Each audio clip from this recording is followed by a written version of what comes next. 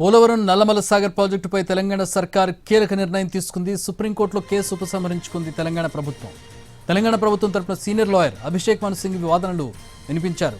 తెలంగాణ ప్రభుత్వం వేసిన పిటిషన్కు విచారణ అర్హత లేదంది సుప్రీంకోర్టు. ఈ కేసుతో కర్ణాటక, మహారాష్ట్ర అంశాలు ముడిపడి ఉన్నాయని సుప్రీంకోర్టు తెలిపింది.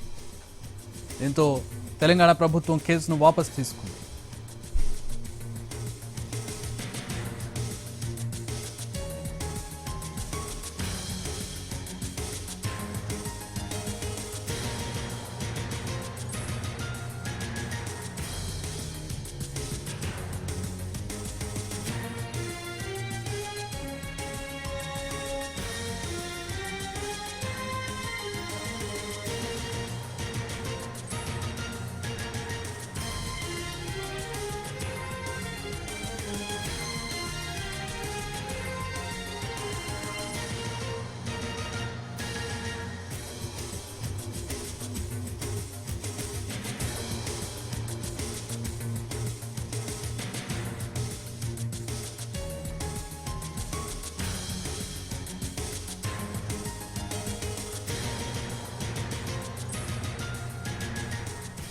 పోలవరం నల్లమల సాగర్ ప్రాజెక్టుపై తెలంగాణ సర్కార్ కీలక నిర్ణయం తీసుకుంది. సుప్రీంకోర్టులో కేసు ఉపసంహరించుకుంది తెలంగాణ ప్రభుత్వం.